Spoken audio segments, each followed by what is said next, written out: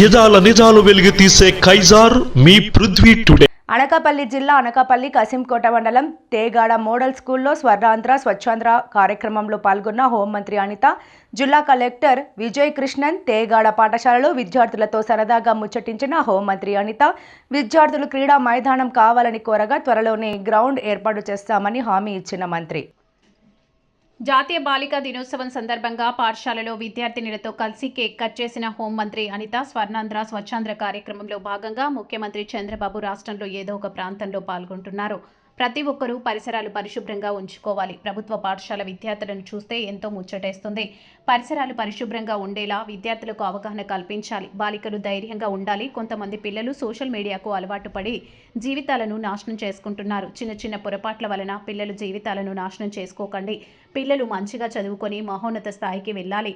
పిల్లలకు చట్టాలపై అవగాహన ఉండాలి. విద్యా వ్యవస్థలో మంత్రి నారా లోకేష్ విప్లవాత్మకమైన మార్పులు తీసుకొచ్చారు. విశాఖ, అనకాపల్లి, అరకు ఉత్సవాలు వైభవంగా జరగనున్నాయి. సంస్కృతి సాంప్రదాయాలు ప్రతిబింబించే విధంగా ఉత్సవాలు జరుగుతాయి. స్థానిక కళాకారులకు కూడా అధిక ప్రాధాన్యత ఇస్తున్నారు.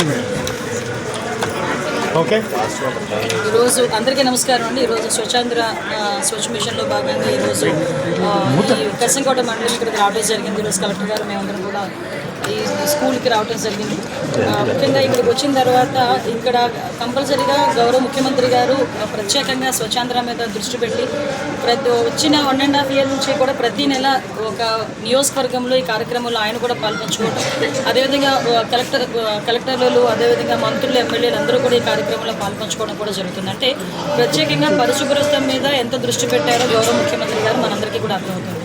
ఈరోజు ఇక్కడ నుంచి ప్రారంభమవుతున్న ఈ కార్యక్రమంలో ప్రత్యేకంగా ఏదైతే బాత్రూమ్స్ని ఏదైతే యూజ్ చేస్తున్నామో వాడు ఎలాగ యూజ్ చేయాలి, అదేవిధంగా కన్స్ట్రక్షన్ లేని చోట ఎక్కడైతే వాష్రూమ్స్ కన్స్ట్రక్షన్ చేయాలో అక్కడ కన్స్ట్రక్షన్ చేయాలన్నది, అదేవిధంగా ఏదైతే డ్రైనేజ్ వాటర్ అవుట్లెట్స్ ఏదైతే ఉన్నాయో వాటన్నిటిని కూడా ప్రాపర్గా పెట్టాలి.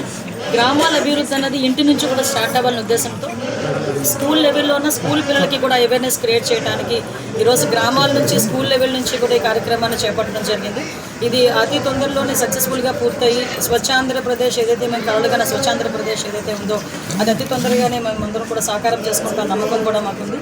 అదేవిధంగా ఈరోజు వరల్డ్స్ బాలికా దినోత్సవం, ప్రపంచ బాలికా దినోత్సవం, ఈరోజు ఈ కార్యక్రమాన్ని కూడా ఈ స్కూల్లో నేను జరుపుకోవడం అనేది కూడా నాకు నిజంగా చాలా అదృష్టం కింద భావిస్తున్నాను. ఈరోజు ప్రతి స్కూల్లోని ఉన్న ఆడపిల్లలే కాదు, ప్రతి ఆడపిల్ల చదువుకోవాలనే ఉద్దేశంతో ఈరోజు ముఖ్యమంత్రి గారు కానీ, అదేవిధంగా ఉప ముఖ్యమంత్రి గారు కానీ, నారా లోకేష్ గారు కానీ ప్రత్యేకంగా దృష్టి పెట్టి ఈరోజు గర్ల్ చైల్డ్ ఎడ్యుకేషన్ మీద ఎంత దృష్టి పెట్టామో గర్ల్ చైల్డ్ ప్రొటెక్షన్ మీద కూడా ఎంత దృష్టి పెట్టడం జరిగింది. ఈరోజు ఈ అంతర్జాతీయ బాలికా దినోత్సవం సందర్భంగా బాలికలందరికీ కూడా శుభాకాంక్షలు తెలియజేసుకుంటూ వాళ్ళందరూ కూడా చాలా ధైర్యంగా మంచిగా చదువుకొని మంచిగా వాళ్ళ భవిష్యత్తు రూపుదిద్దుకోవడానికి ఈ గవర్నమెంట్ ఎప్పుడు కూడా ముందుంటుందని చెప్తూ వాళ్ళందరికీ కూడా ఆశీస్సులు అందజేస్తాను. వచ్చిన తర్వాత పర్యాటకానికి ఎంత ప్రాధాన్యత ఇచ్చారో పరిశ్రమలు రావడంతో పాటు పర్యాటకానికి కూడా అంతే ప్రాధాన్యత ఇవ్వడం జరిగింది. దానిలో భాగంగానే ఎప్పుడు కూడా అందాల విశాఖ, ఆ విశాఖపట్నం ఎప్పుడు కూడా మనం ఎప్పుడైతే కంబైన్డ్ విశాఖపట్నం జిల్లాలో ఉన్నామో అందరం కలిసి విశాఖ ఉత్సవం జరుపుకోవడం అందరికీ తెలుసు. కానీ ఫస్ట్ టైం ఈరోజు అనకాపల్లి ఉత్సవాలు కూడా చేయడానికి గౌరవ ముఖ్యమంత్రి గారు కూడా ఆదేశాలు ఇవ్వటం, అది 29, 30వ తారీఖుల్లో అనకాపల్లి ఉత్సవాలు కూడా చేసుకోవడం అనేది జరుగుతుంది.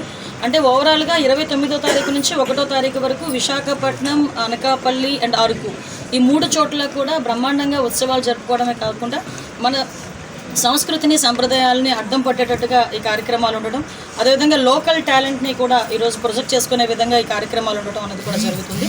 అందరూ కూడా సకుటుంబంగా ఈ ఉత్సవాల్లో పాల్గొని అలరించాలని మనస్ఫూర్తిగా కోరుకుంటున్నాను.